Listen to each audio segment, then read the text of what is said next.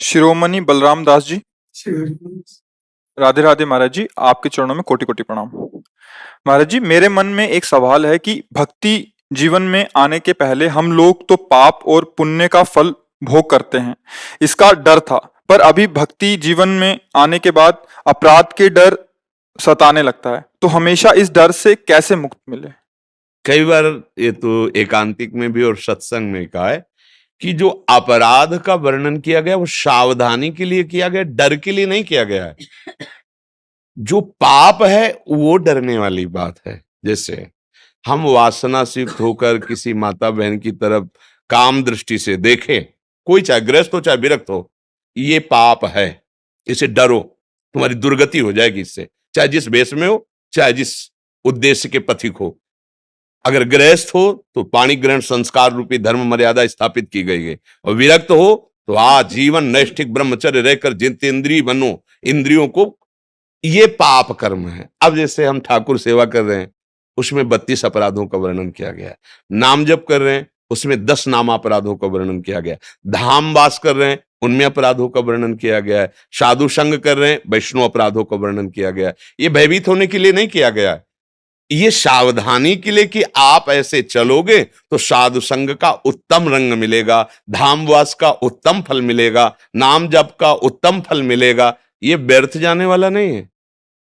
साधु संग, धाम, नाम, ठाकुर सेवा, ये व्यर्थ जाने वाला नहीं है कि पता नहीं अपराध लग जाए तो सेवा व्यर्थ चली जाएगी। नहीं, सेवा में और हमारी उन्नति हो, रुचि बढ़े, इसके लिए सावधानियां। वो जो 32 सेवा अपराध हैं, 10 नामापराध हैं, वैष्णव अपराध है, धामापराध है, इसका अपराध की जगह सावधानी शब्द आप मान लीजिए कि हम किस सावधानी से चले जिससे नाम हमारे हृदय में प्रकाशित हो जाए।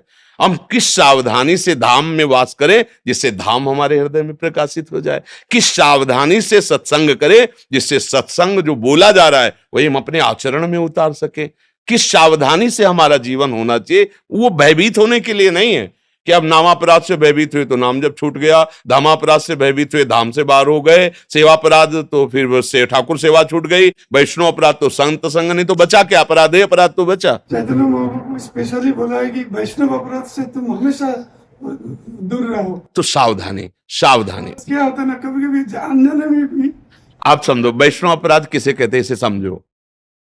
जैसे आप हमारे पास आए हैं, आप अपने कुछ दोष वर्णन करें, तो हमको क्या चाहिए कि जैसे हमारे सामने कोई साधु वेश में है और कुछ त्रुटियां वास्तविक हमें दिखाई दे रही हैं, तो एक दोस्त जैसे अपने दोस्त को सुधारने के लिए, भाई देखो आप ये जो इसको हटाइए, और दूसरा जब कहे कि वो ऐसा दोषी है तो हमको मान, देखो दोष हम सबके अंदर है, भगवान के मार्ग में चला, अभी कोई सिद्ध तो हो ही नहीं गया, तो कुछ दिनों बाद जब इसका और साधन बढ़ेगा तो ये दोष रहित हो जाएगा।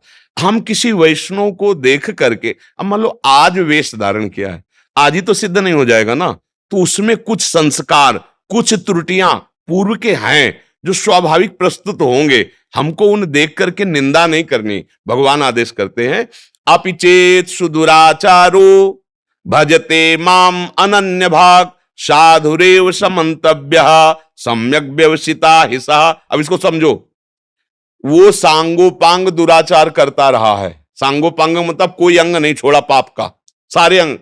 अब उसके हृदय में एक बात है कि मेरा कल्याण कैसे होगा, एकमात्र भगवान ही मुझे पावन कर सकते हैं। हे श्री कृष्ण, मैं आपकी शरण में हूं। भगवान उसके लिए क्या कह रहे हैं, अब तुम इसे साधु मानो, क्यों? मैं इसे बनाऊंगा साधु। हो गया, हो गया, क्योंकि इसने मेरा केवल भरोसा लिया है। अब मेरा भरोसा ले लिया तो पापाचारी कैसे होगा? अब वो भगवान जिसकी डोर पकड़ लिए तो विजय श्री उसी के तो हाथ में है। यत्र योगेश्वरा कृष्णो यत्र पार्थो धनुर्धरा तत् श्री विजयो भूत। जंगहा लोहा तब तक जंगहा रहा जब तक पारस का स्पर्श नहीं हुआ। पारस हो गया, अब लोहा लोहा नहीं रहा, अब स्वर्ण बन जाएगा। क्षिप्रम भवति धर्मात्मा, मैं बनाऊंगा, करूं सद्यते साधु समाना, मैं उसे साधु बनाऊंगा। तो बात यहां यह है कि हम किसी संत को देखकर, किसी वैष्णव को देखकर, उसकी किन्हीं कमियों को देखकर हम निंदा आदि ना करें। भगवान का दास है, सुधार लेंगे।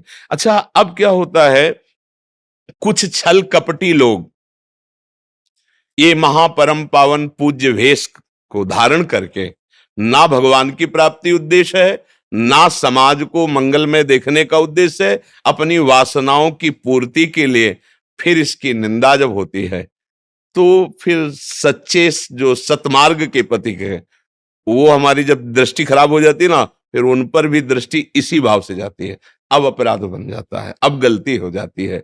इसलिए इन सावधानियों के लिए कहा गया है। बकाया आप ये सत्य मानिए, जो चाहे जितना गिरा वृत्ति को भगवान का आश्रय लेगा तो एक दिन वो सच्चा संत बन जाएगा। अब संत का भेष केवल रखा है हमने इसीलिए, वासनाओं की पूर्ति के लिए, तो चाहे 50 साल हो जाए, चाहे 50 जन्म हो जाए, बात बनेगी नहीं। आश्रय भगवान का लिया है, एक दिन महात्मा बन जाएगा, सच्चा बन जाएगा। बीमार है, अब भी बीमारी है, डॉक्टर के समीप पहुंच गया है, ठीक हो जाएगा। ये मार्ग है। इस बात को अब जैसे हम ठाकुर सेवा कर रहे हैं तो हमसे कौन कौन सी गलतियां नहीं होनी चाहिए, उनका वर्णन किया गया है। नाम जप रहे हैं, कौन कौन सी गलतियां नहीं होनी चाहिए, उनका वर्णन किया गया है। अगर गलतियां हो गई तो उसी से समाधान भी होगा ना। अगर वैष्णव अपराध बन गया तो वैष्णव ही तो क्षमा कर देगा। वो वैष्णव अपराध वैष्णव से ही दूर हो जाएगा, नामापराध नाम से ही दूर हो जाएगा, सेवा अपराध सेवा से ही दूर हो जाएगा, धामापराध धाम के सेवन से ही नष्ट हो जाएगा। बात समझनी, हमें डरना नहीं, इतना नहीं डरना कि हमारा सतमार्ग छूट जाए। नहीं नहीं नहीं नहीं, हम जो गलतियां होंगी, मेरे प्रभु है, मेरे गुरुदेव है, मेरे आचार्य मुझे संभालेंगे। आज नहीं तो कभी भी गलती हो सकती है, हमको तो यही सोचना है। तो भगवान कहते करो सदा तिनके रखवारी, जिम बालक राखे महतारी। छोटा लड़खड़ाने वाले बच्चे को माँ ऐसे चलाती है कि अगर किसी भी तरह गिरा तो हमारी गोद में है। ऐसे भगवान अपने दासों को चलाते, तभी चल पाते, नहीं तो इतनी फिसलन माया में है कि पैर जमाना बहुत कठिन है। तो इसमें डरने की बात नहीं है।